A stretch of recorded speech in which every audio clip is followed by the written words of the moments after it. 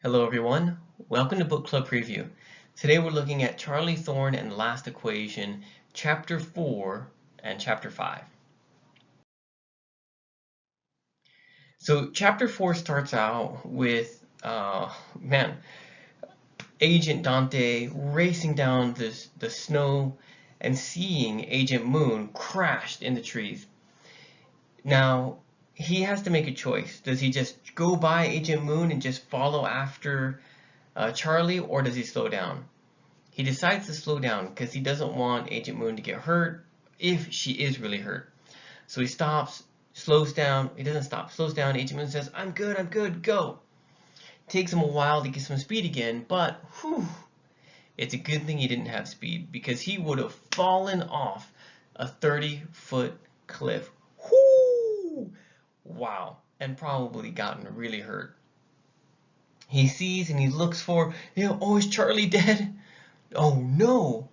Somehow it looks like she managed to fly off the cliff and land in a clear patch of snow and continue on. Oh man, he's not going to risk that. But he does find a way to go down the side and keep going after Charlie. Charlie, on the other hand, is on the run. And even though she's still trying to go fast, she's slowed down a lot. Because she really thinks, wow, I almost died. So I need to focus on what's going on ahead of me, so that doesn't happen again. Because the next time, I probably won't be as lucky. So she's slowing down, but she's still on the run, going through the trees, and trying to think and make a plan. Oh yes, I still have my money on me. I still have my passport, and I have to run away. Goodbye, friends. Goodbye, family. I'm gonna have to cut my ties to everyone. I'm out of here. As she's skiing, she can hear someone talking on a phone. She's like, oh, yes, on the map, which she memorized. She's probably around an area where there's a lot of private ski homes. So she kind of skis up to one home, sees a pool van. Of course, rich people, if they're going to have enough money to have a private ski home, probably have a jacuzzi in their ski home.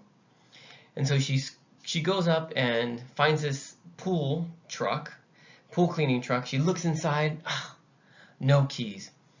And so she takes off her skis and goes to find the guy cleaning the pools. And she sees this guy cleaning a pool and she's like, excuse me. He turns around, he's a little shocked. He has some earbuds in his ear, he's talking on the phone, but he takes them out. She says, I need your keys. And the guy's like, what? Now, this guy's a little bit of a jerk. So he starts to tease Charlie a little bit. And so then Charlie says, okay, I'm going to take your keys by force. And amazingly, she does. She does some like crazy judo where she kicks the guy's leg, or karate. He falls down. She jumps on his stomach and he goes, oh! And he tries to swing at her, but she grabs his hand and grabs his fingers and bends him back. Ah! And she says, give me your keys. And he's like, oh, okay. And then she's like, and your cell phone. And he's like, And she bends his finger back again. He's like, here's my cell phone. And then she pushes him into the pool. He's soaking wet. And then she runs off into the truck. As she gets in the truck, she starts it up. She's only driven once before, but she thinks, yeah, it's pretty much the same. She starts going. Two problems happen. One, she's never driven in snow. Two, she's never driven a truck with so much power. So she's and she's kind of going and almost crashes a few times. And then she finally starts going, and then in front of her, the second pursuer comes, Agent Dante. He pulls out his gun, and Charlie thinks, oh, this guy's dumb. I'm going to roll him over. Boom! Flat as a pancake, and I'm free. But she just can't kill anyone yet. She's just not ready. She turns, slams on the brakes, and she sees Agent Dante's face and crashes into something and blacks out. Everything goes dark. And that is the end of chapter 4. Chapter 5 starts off with Charlie waking up somewhere over Missouri. And she wakes up, but she doesn't open her eyes. She doesn't move.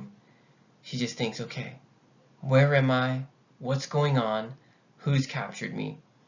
And she starts, okay, no handcuffs. I don't have a headache, so I don't have a concussion. My brain is safe. I still have my clothes on. Okay. I don't have my boots on. So she's taking in everything that's going on.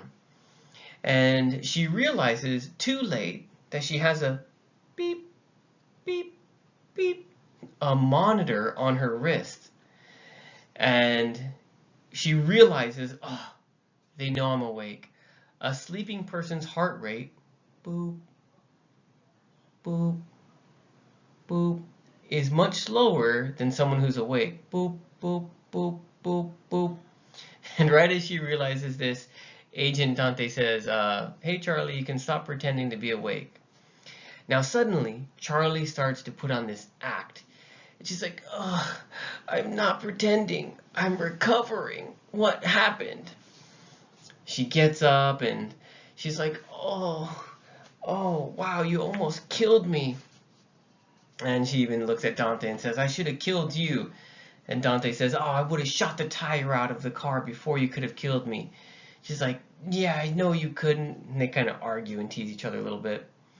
But while she's talking about this, she pretends to be cranky and pouting, and she puts her hands in her pockets. And even though she's pretending to be sad, she's actually checking. Oh, is my emergency stuff in here? My money's gone.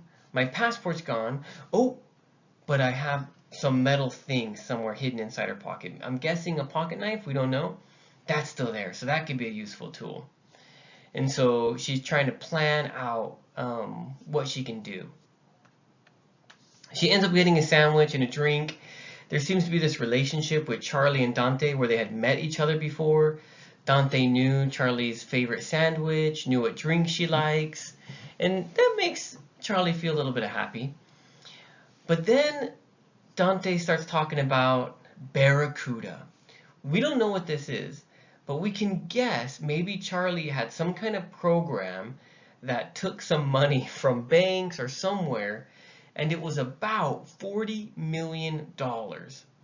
And Dante had known all about it. And Charlie's like, she's really scared, but she plays it cool. Says, you know what? You're not here to arrest me. You're not here for the money, because I'm a 12-year-old girl. You could have arrested me anytime. You want something else. And she knows, oh, they want me to join the CIA.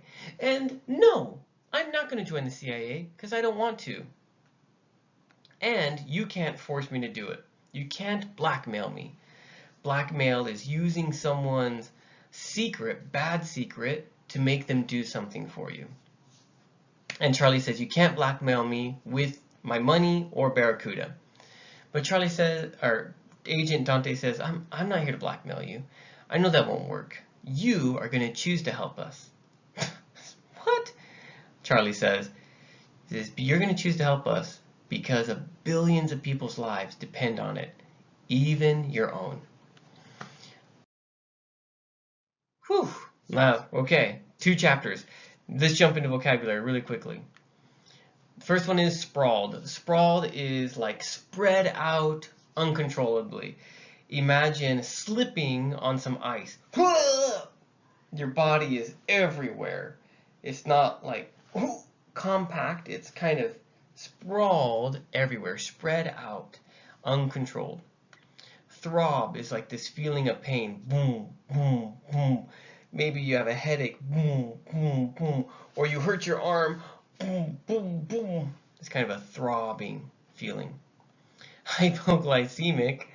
This is, I believe it's someone who needs to eat often or their body gets sick or hurt and they need to keep their sugar energy levels high in their body, or it can give them headaches or can hurt their bodies. Billowing is like, imagine some smoke coming out. Poof. When the pool guy opens the pool cover, all of the mist from the heat from the pool goes whoo, billows out in this huge cloud.